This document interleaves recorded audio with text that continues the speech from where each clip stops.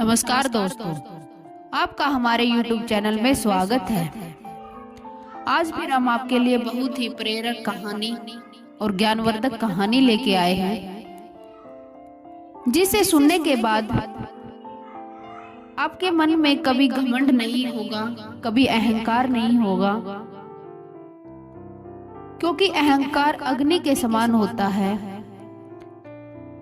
और उस अहंकार में आदमी जलता रहता है और पता नहीं उसमें उस अहंकार से हमारे क्या क्या नुकसान हो सकते हैं, क्या क्या बर्बाद हो सकता है। तो प्यारे दर्शकों, इस कहानी को अंत तक जरूर सुने और यदि आप हमारे चैनल पर नए हैं तो चैनल को सब्सक्राइब करें और बेल आइकन जरूर दबाएं ताकि आने वाली वीडियो का नोटिफिकेशन सबसे पहले आपको मिलता रहे। तो आइए इस कहानी को शुरू करते हैं। एक राज्य के राजा ने अपनी बढ़ती उम्र को देखकर यह फैसला किया कि वह राजपाट से संन्यास ले लेगा।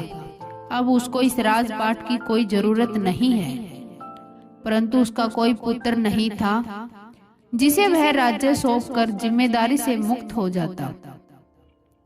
राजा की एक पुत्री थी जिसका विवाह की योजना भी राजा को बनानी थी, उसका विवाह भी करना था। इसलिए उसने मंत्रियों को बुलवाया और कहा कि कल सुबह जो भी व्यक्ति सबसे पहले इस नगर में प्रवेश करेगा उसे यहाँ का राजा बनाया जाएगा और मेरी पुत्री का विवाह भी उसी के साथ कर दिया जाएगा।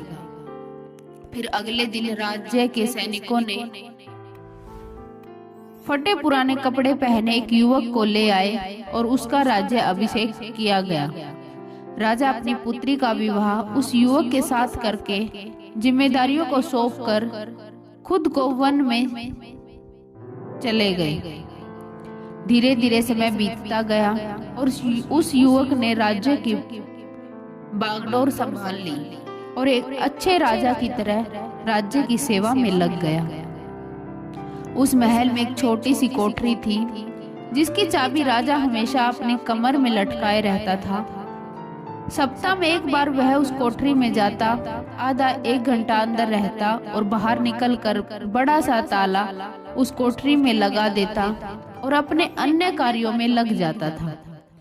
इस तरह राजा के बार बार उस कमरे में आने जाने से सेनापतियों को अचंभा होता कि राज्य का सारा खजाना, सारे रत्न, मणि, हीरे, जवाहरात तो इसी के पास हैं, इसी कमरे के अंदर हैं। सेना की शस्त्रागार की चाबी मेरे पास है और अन्य बहुमूल्य कागजातों की चाबी मंत्री के पास है। फिर इस छोटी सी कोठरी में ऐसा क्या है जो राजा यहाँ हर सप्ताह अंदर जाता है और थोड़ी देर बाद बाहर निकल आता है। सेनापति से रहा नहीं गया। उसने हिम्मत करके राजा से पूछा कि राजन, यदि आप क्षमा करें तो यह बताइए कि उस कमरे में ऐसी कौन सी वस्तु है जिसकी सुरक्षा की आपको इतनी फिक्र है। राजा गुस्से से बोले, सेनापति, यह तुम्हारे पूछने का विषय नहीं है, यह प्रश्न दोबारा कभी मत करना। अब तो सेनापति का शक और भी बढ़ गया और धीरे धीरे मंत्री और सभा के सदस्यों ने भी राजा से पूछने का प्रयास किया, परंतु राजा ने किसी को भी उस कमरे का रहस्य नहीं बताया। बात महारानी तक पहुंच गई और आप तो जानते हैं कि स्त्री हठ के आगे किसी की भी नहीं चलती। रानी ने खाना पीना त्याग दिया और उस कोठरी की सच्चाई जानने की जिद करने लगी। आखिरकार विवश होकर राजा, सेनापति वे अन्य सभासदों को लेकर कोठरी के पास गया और दरवाजा खोला। जब कमरे का दरवाजा खोला तो अंदर कुछ भी नहीं था सिवाय एक फटे हुए कपड़े के जो दीवार की खूंटी पे लटका था।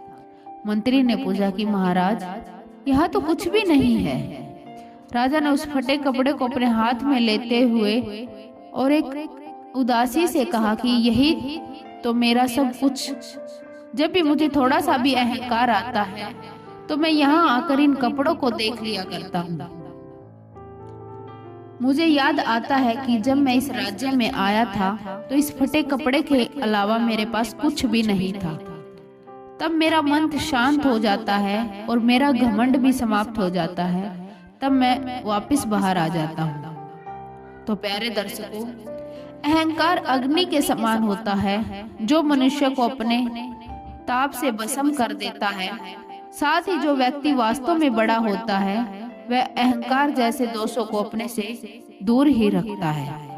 तो प्यारे दर्शकों, कैसी लगी ये कहानी?